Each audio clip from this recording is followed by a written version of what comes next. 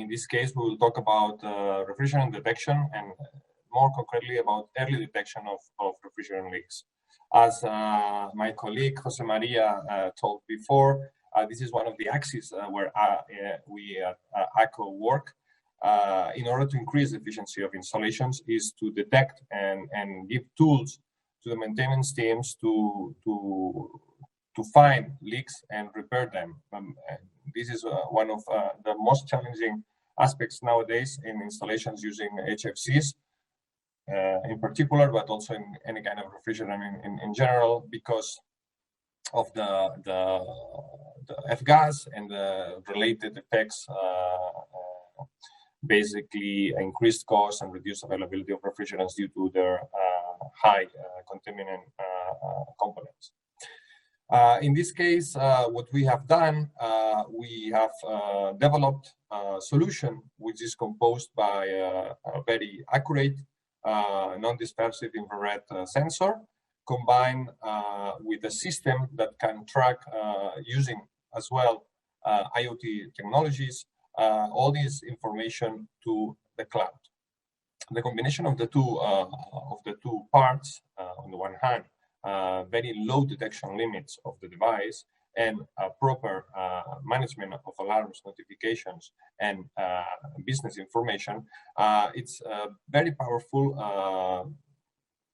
support for the decision making for the property, for the maintenance teams. In this case, we can see here, for example, that our device is able to detect leaks that are very, very low, impossible to detect with most of the technologies that have been historically used in refrigeration applications for refrigerant detection, and also can give us information on where the leak is happening, an estimation of the intensity of the leak, which is also becoming a very important information for the operational part, and the environmental impact of that leak. And last but not least, if the leak is not constant, as we will see later on, will give us an estimation of what is the time which is more probable to find the leak.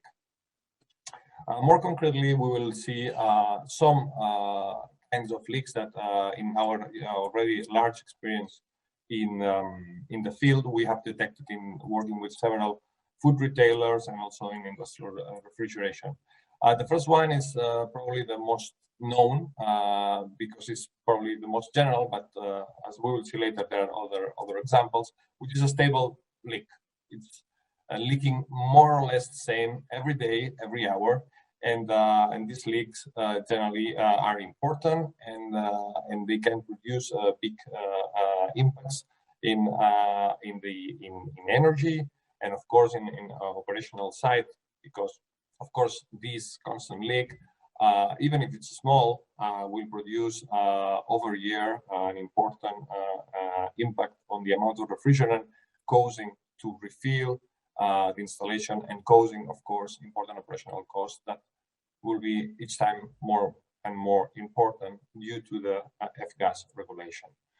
As we can see here, the concentration that is generated around the leak is more or less constant, and the translation in kilograms per year is also more or less constant. In this case, we are talking about 30 kilograms per year of leak. In the table below, we can see that all the things that are related to this leak, the cost of the refrigerant replacement, the cost of the energy, the environmental cost, the risk related to the breakup of the cold chain, because sooner or later, if we do not refill the refrigerant that we are losing, we will eventually lose cooling power. And finally, also this leak is related to some, let's say, probability of rupture. It means that a small leak can suddenly become a rupture of the line, and then we have a massive problem because we will lose all the refrigerant in a few hours.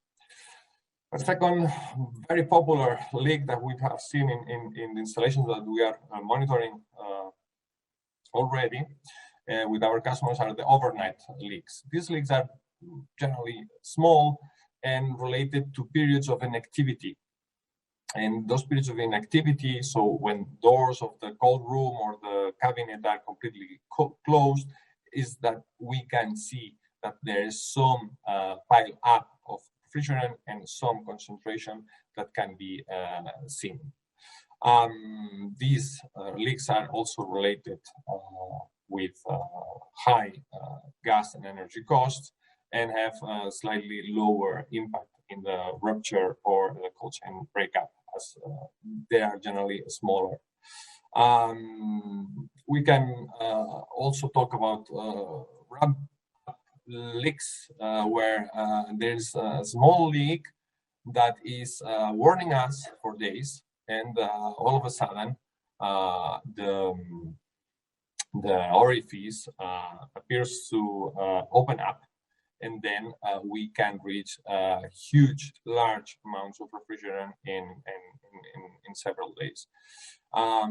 This is a good example of why the detection technology is very important, but also the communication system and the information that is provided by the monitoring system. Because by looking at it, we can prevent important and very costly effects on our installations. We have seen several kinds of leaks, especially, for example, when defrosting, micro leaks, or those that are repetitive. It means that preparation that was done in the past when the leak was found was not sufficient or was not good enough, and the leak comes again. This is also a good example to understand how the system it's good to locate leaks, to repair them, and also to assess the effectivity of the reparation. And this is one of the tools or the parts of the tool that are more important. It's also a good way to certify if the leaks are repaired, check the ambience around the system, and ensure that the concentration is zero, as it should be. What is achieved with this system? Well, detection of leaks, it's one of the most difficult parts nowadays in installations, and especially in those that are powered by HFC refrigerants. So this is a big tool in order to help maintenance teams to locate leaks, because we can provide information about location, about time, and about intensity of the leak. This also helping the maintenance teams to prioritize leaks. So we will fix first, or we try to locate and fix first the ones that are really important in terms of kilograms per year, because those are also the ones that are related to more economic and environmentally impacts. Obviously, by knowing that we have one cold room or one refrigerated display with concentration, it's informing us that the leak is in that area and not in the other part of the system. This is especially important in centralized rack-powered systems, especially in supermarkets, where we know, or the owner knows that there is a leak, but they don't have any kind of tip or information about where the leak could be. This system helps to reduce the time of location of the leak, because we already know in which part of the system the leak is taking place. Basically, these two aspects, they help us to extend the operational life of the installation, because some installations that are leaking huge quantities of refrigerant and that they might need to be dismantled because of the reduced each time more and more availability of those HFC refrigerants, could be extended their lives by keeping the refrigerant inside the refrigeration system as it should be. And basically, and finally, these best practices help us to reduce atmospheric emissions, and of course, it is perfectly compliant with regulations for each country, and also European ones as the F-gas. Last but not least, and as my colleague Jose Maria said before, most of the installations that are running with very low charges of refrigerant are not that efficient as they should be when the nominal charge of the refrigerant is in place. That's why it's also a good practice to avoid leakages, not only, of course, to avoid the loss of refrigerants and the loss sometimes of the cold chain effectivity when we don't have enough refrigerant to run the whole system, but also we are able to keep our energy performance around 100% and not adding penalties in the consumption by running with low charges of refrigerant.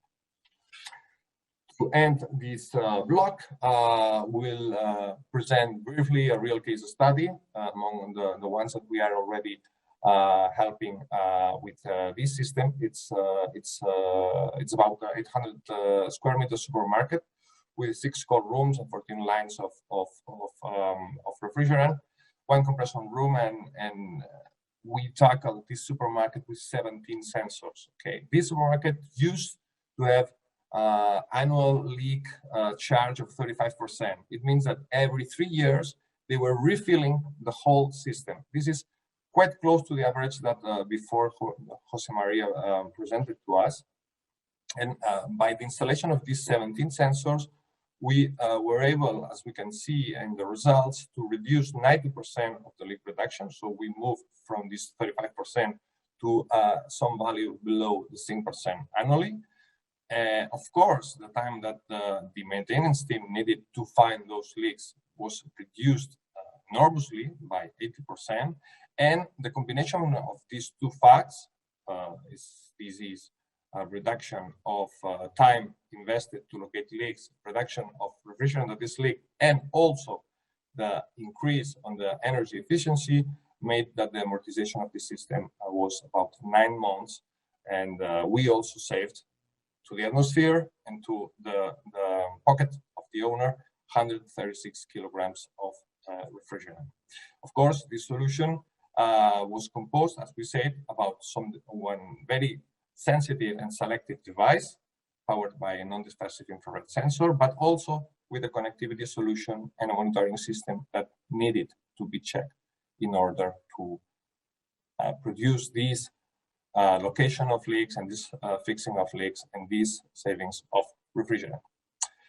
So we hope that you had a good time following this webinar where we presented a general concept of efficiency in the cold chain, and we briefly talked to you about 3 different lines of efficiency based in control, based in monitoring of temperature and relative humidity, and based on leak detection.